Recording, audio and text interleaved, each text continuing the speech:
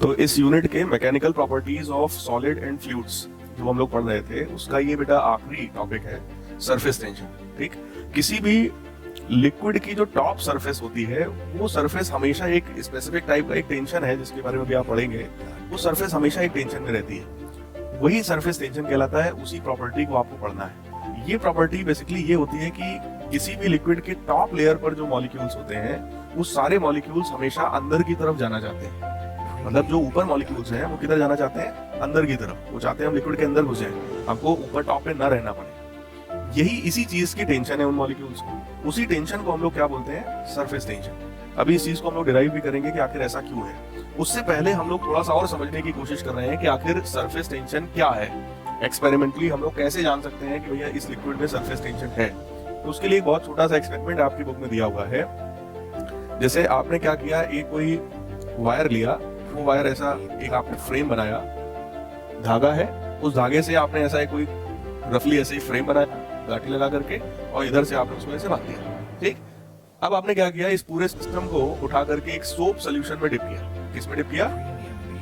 Soap solution. Soap की मैं बात इसलिए कर रहा हूँ क्योंकि सोप सोल्यूशन का जो सरफेस टेंशन होता है बेटा वो ज्यादा होता है। ज्यादा होने का मतलब जब आप इसको डिप करेंगे तो जो सरफेस टेंशन की प्रॉपर्टी आएगी इसमें वो आपको इफेक्टिवली दिखाई पड़ेगी। डिप करने को तो हम उसको किसी और सोल्यूशन में, इवन पानी में भी डिप कर सकते हैं, उसमें कोई इशू नहीं है। लेकिन सोप में डिप करने से आपको एक चीज बहुत जल्दी एनालाइज होगा।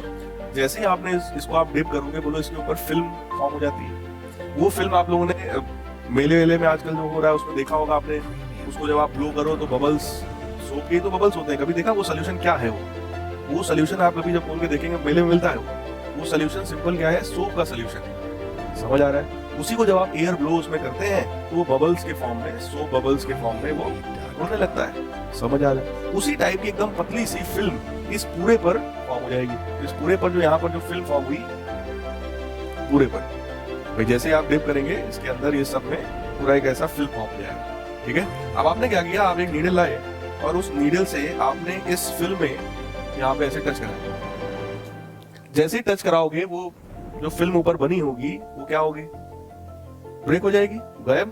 तो होगा सीन ये कि ये जो अंदर वाली फिल्म है वो आपने फोड़ दी है, अंदर वाली फिल्म गायब है, लेकिन बाहर की जो फिल्म थी वो पूरे में बनी हुई है।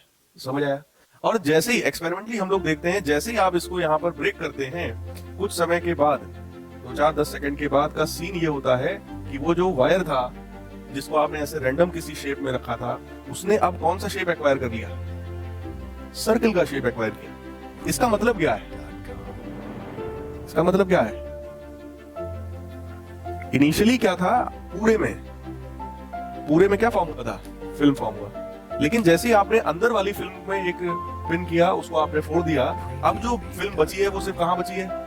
बाहर, उस फ्रेम में, अंदर नहीं बची है। ठीक है, फिर आपने ये देखा कि यार अब ये अपने आप सर्कुलर फॉर्म ले रहा है। सर्कुलर फॉर्म लेने का मतलब बेटा ये है कि ये जो बाहर वाली जो फिल्म है उस फिल्म ने क्या किया?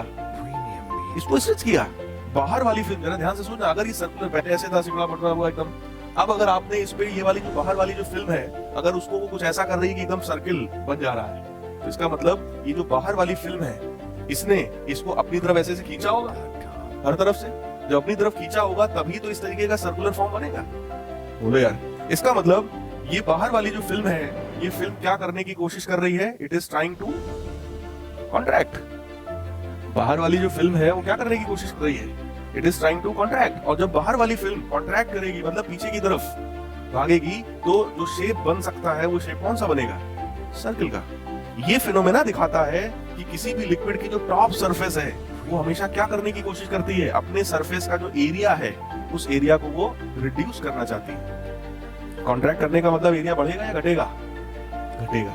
इसका मतलब लिक्विड की जो टॉप सरफेस है वो हमेशा अपने एरिया को रिड्यूस करने की कोशिश करता है। कुछ समझ में आ रहा है? ठीक, और यही प्रॉपर्टी कहलाती है सरफेस टेंशन।